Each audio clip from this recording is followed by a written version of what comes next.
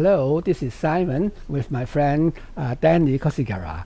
Danny, thanks for coming. A pleasure. To enlighten us. Well, Danny happens to be an internationally renowned speaker. He has been around the world selling producing best-selling books. And he has, you produced films, didn't you? Yes, one documentary film called Soul of Success. And well, for his living, he's now a life coach. He's a corporate coach and trainer and many other things. Well, Danny, we are talking about mindfulness now. Okay, what to you is mindfulness? Well, for me, mindfulness basically means being present in the moment, right? Just being present. And, it's mindfulness, people usually think it's just meditation, but it's mindfulness is about everything. Mindfulness encompasses being mindful about your finances, being mindful about your relationships, being mindful about your health and well-being, being mindful about your personal growth. So it's being more present, being more in the moment. That's what basically mindfulness is. Another way I explain mindfulness is it's the distance between stimulus and response. Yeah, and why? How? And the reason why I say that is because sometimes the environment stimulates us for reacting.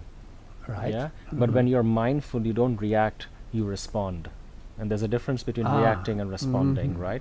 So people who are mindful, they don't react to the environment. They will take a moment to center themselves, get present in the moment, and then respond. So there is a big difference. So when can you give us a live example?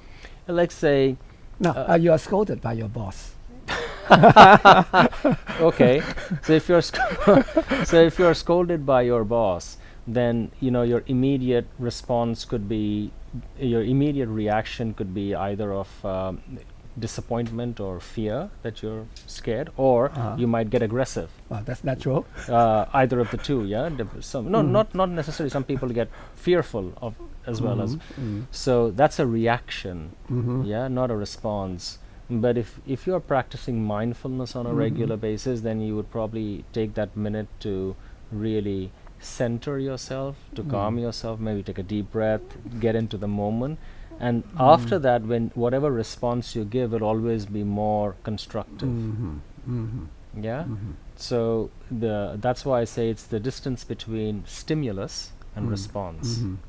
That's what I look at. So you delay your reaction. Yeah. So reaction is, the meaning of reaction means you're acting on somebody else's action. Exactly. So you're not really thinking, you're not really, it's not a thoughtful process. You're just, it comes from stimulation, provocation, but it's not really thought about.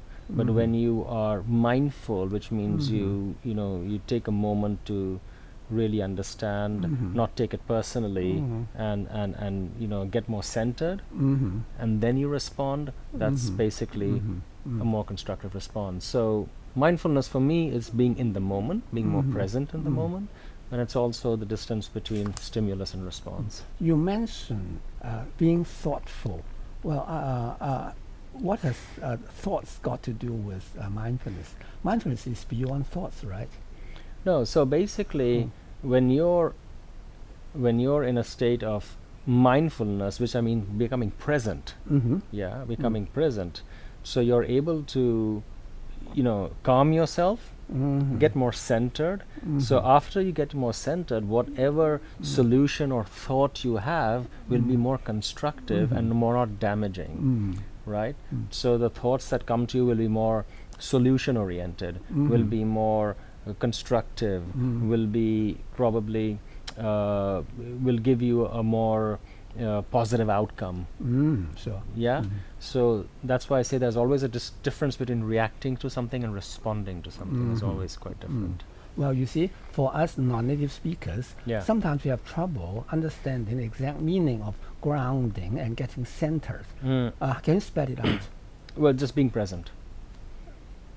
being present in the moment, right? So being present in the moment is like, so right now I'm having a conversation with you, right? So I'm present. 100% my focus is on your question. I'm focusing on you. You are focusing on me. Now, if you are talking to me and I'm focusing, you're thinking about the girl out there. Yeah, they're talking thing about some girl out there probably, or thinking what my boss got angry at me, or my so my focus is not there, right? So I'm not 100% present with you at that point in time. So being present means, you can take a deep breath and you can just come in the moment, or you keep your attention in that moment on someone or something. So for example, when I'm petting my dog, I'll be present with my dog. It's something very simple like that, right? When I'm talking to my kids, I'll be more present with my kids. If I'm talking to my wife, I'll be more present with my wife. So it's giving your attention to the thing you're actually, or the person you're communicating with. Well, that means you never multitask. That means I never multitask sometimes, but I don't think multitasking is a good thing.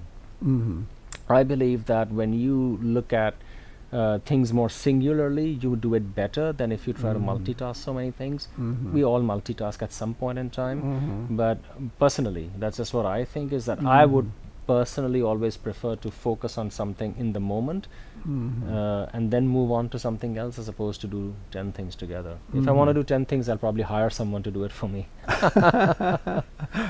So, well, you've been practicing mindfulness seriously, consciously for a long time, haven't you?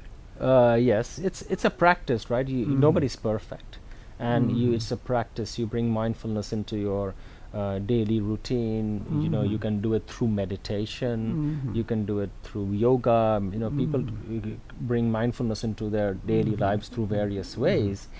But it's also about being more conscious about bringing yourself into a present moment. So I'll give you an example. Like,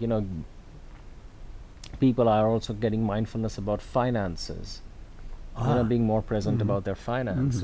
How much am I spending? How much am I earning? What do I need to do for my saving, etc. So you get more mindful about how you manage your finances, as opposed to, because money is energy, right? Money is energy. So the more mindful you are about money, the better choices you make, the better decisions you make. But then to me, that can be very left-brained. I take care of my account. I'm trying to find out how I'm spending the money. Do I use the left brain or both? These are very scientific questions. But for me, it all kind of, in a way, comes together. So if you're looking at it more analytically, which is what you're saying, when you are mindful, the creativity also comes in, right? So, it's like saying that if you have a car in a garage and you buy a new car, what will you do?